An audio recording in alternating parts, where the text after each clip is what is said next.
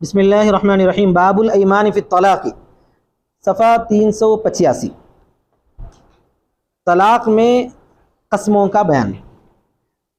یہاں پر جو قسمیں ہیں نا، یہ قسم یمین سے مراد دونوں ہیں۔ شرط کو بھی یمین کہا جاتا ہے شریعت کے مطابق، شرط کو بھی کیا کہا جاتا ہے؟ یمین، کیونکہ قرآن مجید میں اللہ تبارک و تعالیٰ نے سورہ تحریم جو نازل فرمایا نا، کیا فرمایا؟ یا ایھا النبی لم تحرم ما احل اللہ لک تبتغی مرضات ازواج۔ آگے پڑھو۔ تحلت ایمانکم، یہ قد فرض اللہ لکم تحلت ایمانکم۔ اللہ تبارک و تعالیٰ نے فرض کیا ہے آپ کے یمینوں کو حلال کرنا۔ تو کسی حلال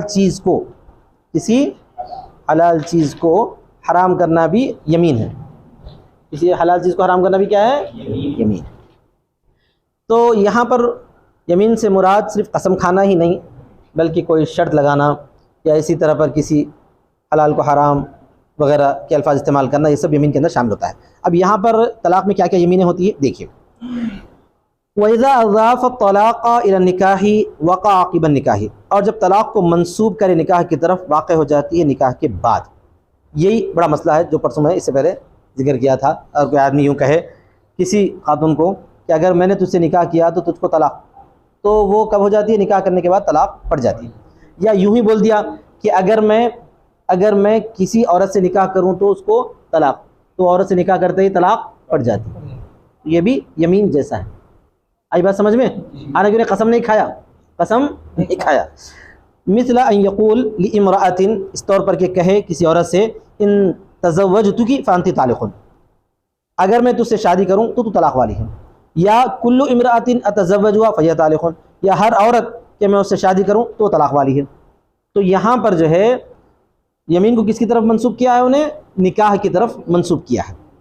سمجھ میں آ گیا نا سب؟ طلاق کو نکاح کی طرف منسوب کرنا بھی یمین جیسا ہی ہے۔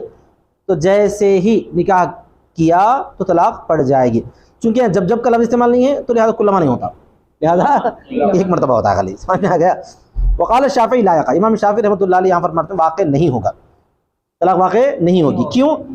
لقول علیہ السلام لا طلاق قبل النکاح، دلیل ہے نبی صلی اللہ علیہ وسلم کا قول کوئی طلاق نہیں ہے نکاح سے پہلے طلاق نہیں ہے، تو لہذا انہیں پہلے طلاق نہیں دے سکتا۔ تو ہم بولتے ہیں اس کا یہ مطلب ہے کہ کسی عورت کو یوں بول دے کہ میں نے تجھ کو طلاق دے دی تو طلاق نہیں پڑے گی، ظاہر سی بات ہے۔ بعد میں نکاح کر دو طلاق نہیں پڑے گی، یہ مطلب ہے اس کا۔ اگر میں نکاح کروں تو طلاق پڑ جائے، ویسی شرط لگایا تو الگ بات ہے۔ ولنا، ہماری دلیل یہ ہے ھذا تصرف یمین، یہ یمین کا تصرف ہے، سمجھ میں آ گیا نا؟ یمینی چھوٹا یہ کیا ہے؟ اگر میں تجھ سے نکاح کروں تو تجھ کو طلاق، یا میں کسی عورت سے نکاح کروں تو اس کو طلاق بولنا، یہ کیا ہے؟ یمین ہے۔ تو یمین کا تصرف ہے لوجود الشرط والجزاء، شرط اور جزا کے پائے جانے کے وقت، شافعی کیا فرماتے ہیں معلوم ہے؟ جس وقت وہ آدمی یمین کیا ہے اسی وقت وہ ملکیت میں رہنا ضروری ہے۔ اناف کہتے ہیں اس وقت میں ملکیت میں رہنا کوئی ضروری نہیں ہے، شرط کے پائے جانے کے وقت میں ملکیت ہونا ضروری ہے۔ شرط کے تو جس وقت شرط پائی جا رہی ہے وہ کب ہے؟ نکاح کے بعد۔ اور نکاح ہوتے ہی ملکیت آ گئی نہیں آئی؟ ملکیت آ گئی ہے، شرط بھی پائی گئی ہے، جزا بھی موجود ہو گیا، یہ مطلب اناف کے پاس۔ یہ تصرف یمین ہے شرط کے پائے جانے کے وقت اور جزا کے۔ فلا یشترط لصحت قیام الملک فی الحال، تو لہذا شرط نہیں ہے اس کے صحیح ہونے کے لیے ملکیت کا قیام فی الحال ملکیت میں ہونا کوئی ضروری نہیں ہے، بلکہ ملکیت میں کب ہونا ضروری ہے؟ شرط اور جزا کے پائے جانے کے وقت میں ملکیت میں ہونا ضروری ہے۔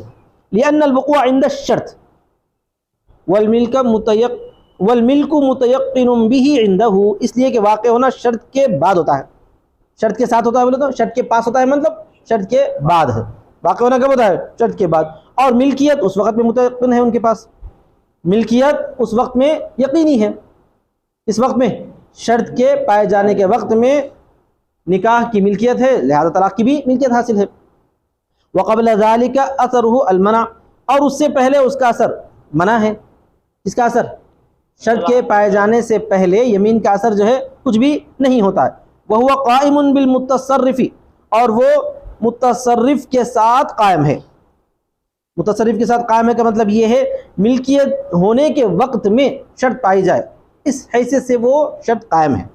والحدیث محمول علی نفی تنجیز، اب جہاں تک حدیث کے اندر آیا ہے کہ جو ہے لا طلاق قبل النکاح، اس کا مطلب یہ ہے کہ نکاح سے پہلے اب طلاق نہیں دے سکتے. اس کا مطلب کیا ہے؟ جیسے مثال کے طور پر کسی کا رسم ہو گیا اپنی بیوی کے ساتھ، ابھی انہیں طلاق دے رہا تو طلاق پڑتی کیا؟ نہیں پڑتی. نکاح ہونے کے بعد پڑتی کیا؟ تب بھی نہیں پڑتی، کیونکہ حدیث کے الفاظ کا یہ مطلب ہے فی الحال طلاق نہیں پڑے گی. تنجیز مانے اس وقت واقع ہونا. والحمل مأثور عن السلف، اور اس طرح محمول کرنا سلف سے مأثور ہے، یہ منقول ہے. یعنی سلف صالحین اس حدیث کو محمول کرتے ہیں فی الحال واقع کرنے کی طرف. سلف صالحین جیسا کہ شعبی اور زہری وغیرہ. شعبی ایک بہت بڑے امام گزرے ہیں حدیث کے، اسی طرح پر امام زہری بھی حدیث کے امام گزرے ہیں. یہ دونوں حضرات اور اس کے علاوہ دوسرے حضرات بھی اس حدیث کو محمول کرتے ہیں فی الحال طلاق واقع کرنے کے لیے، نہ یہ کہ نکاح کے بعد طلاق واقع ہونے کے سلسلے میں. لا طلاق قبل نکاح کا مطلب فی الحال نکاح سے پہلے طلاق نہیں پڑے گی، یہ مطلب. ٹھیک ہے، تو پہلی بات تو یہ ہوئی کہ اگر طلاق کو منسوب کرے نکاح کی طرف تو نکاح ہونے کے بعد طلاق پڑ جائے گی. بولو.